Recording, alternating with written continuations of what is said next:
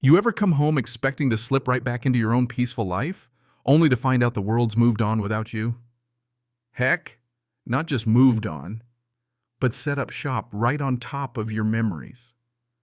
That was me rolling up to my inherited beach house in Hawaii, only to see 35 shiny new cabins where my grandmother's garden used to be, and my childhood mango tree holding a sign for Paradise Cove Glamping Resort. No joke, there were news cameras, a ribbon cutting, and a woman I knew all too well, Sandra, grinning for the crowd like she owned the place.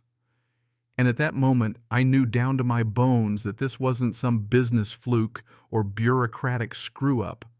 This was revenge, personal and cold as the Atlantic in December. Let me back up a sec.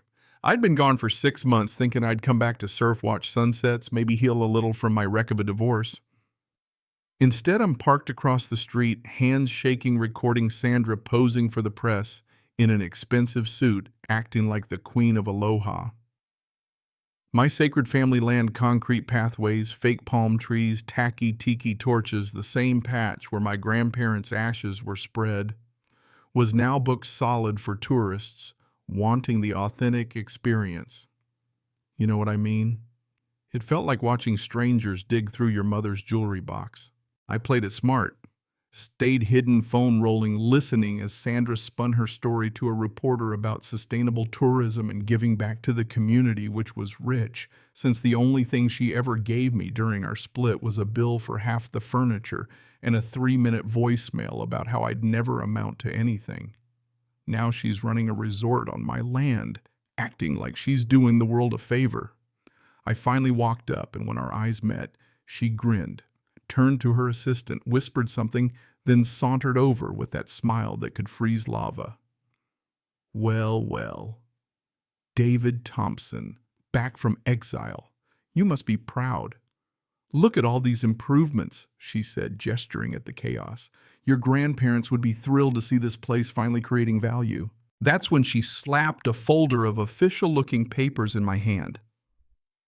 According to her, my property had been foreclosed by the HOA for $47,000 in fees and penalties she'd tacked on while I was gone, said she'd followed every legal protocol, sent notices to my old address, and oh, by the way, she just happened to know my company sold for $47 million, not $15 million, like I'd told the divorce judge.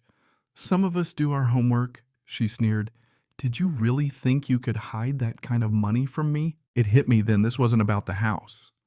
She'd spent years setting this up, waiting to strike back because I'd built something after she left. The conversation got cut short when 2 cops showed up, called about a disturbance. Sandra spun the story fast, played the victim, told them I was her unstable ex harassing guests.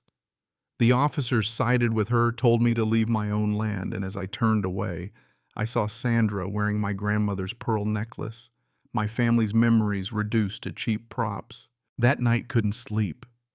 I got a letter, no return address, just Sandra's handwriting. Inside was a list of every place I'd been the past 6 months, doctor's appointments, coffee shops, even my therapist's office. She'd been watching me. Predictable, she wrote at the bottom, some things never change. That's when I called Rico, my old college buddy turned property lawyer. If anyone could untangle this mess, it was him. Rico's office was cramped, stacked with law books, but he'd seen every scheme in the book.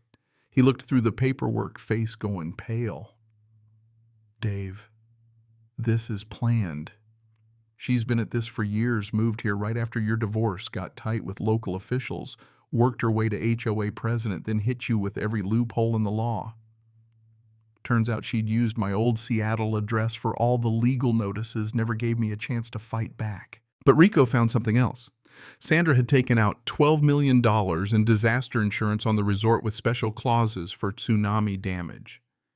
That same day, the Pacific Tsunami Warning Center issued a preliminary alert seismic activity near the Aleutians big waves possible in 72 hours.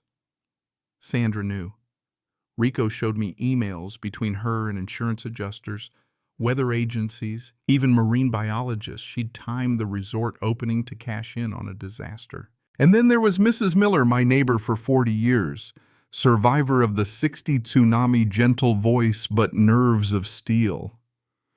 She tried warning Sandra about the signs, the ocean pulling back, birds flying inland, fish jumping onto shore. Sandra just laughed, called her superstitious. But Mrs. Miller was right. I saw it with my own eyes the next morning, the water receding too far, dolphins fleeing, barometer dropping. You didn't need a PhD to know something big was coming. Here's the twist. Nobody saw coming. Sandra wasn't just betting on the tsunami, she'd marketed the resort to Silicon Valley families, high-value guests with big insurance payouts. If disaster struck, she'd walk away with millions plus, reopen our divorce case for a slice of my fortune, all built on fraud and putting kids in the crosshairs. When I tried warning the authorities, Sandra hit back in the media, painted me as a greedy outsider playing up her local hero act. It was an impossible choice: build a legal case and risk 180 people's lives, or blow everything up now and hope to save them. I chose the second. With Rico and Mrs. Miller, we organized an evacuation plan, satellite phones, live streams, mapped every escape route. Sandra doubled down, calling her own meteorologist to dispute the warnings, bribed local media, made guests feel stupid for even considering leaving. But the island knew better. Hawaiian families quietly moved inland, shared traditional knowledge, prepared rescue operations. On the day of the opening, with CNN cameras rolling, I confronted Sandra live on TV. "Ms. Davis, shouldn't guests know about the tsunami?" She froze. The cameras caught her panic, her slip. "How do you know about the exact time?" That was all I needed. I played her recorded confessions, insurance fraud, targeting wealthy guests, even the emails timing everything to the predicted disaster. The crowd turned. The police turned. Sandra cracked, broke down, admitted everything right there on live TV. At 2:07 p.m., the sirens wailed and the ocean delivered. An 18-foot wall of water erased every last cabin in less than 90 seconds. But every guest had been moved to safety. Mrs. Miller's knowledge, my engineering, and the community's effort saved every single life. Sandra tried to escape in a helicopter loaded with cash. But poetic justice, it broke down, and she got arrested right there with everyone watching. In the aftermath, it turned out Sandra's operation was just the tip of the iceberg. The FBI uncovered a network, 47 similar schemes across the Pacific, all testing emergency response systems, seeing how much chaos could be engineered. Sandra wasn't the mastermind, just a pawn, her personal vendetta, a convenient cover for a global operation exploiting disaster for profit. But we flipped the script. Our integrated warning system, blending Mrs. Miller's traditional knowledge with cutting-edge tech, became a model worldwide. I spent my fortune building a tsunami education center, funding recovery, helping other communities. Rico became a national advocate against HOA abuse, and Mrs. Miller, before she passed, was honored as a living legend. Even Sandra's testimony helped shut down the network that nearly destroyed us all. And here's the kicker: my land, once targeted for greed, became a beacon for hope and learning.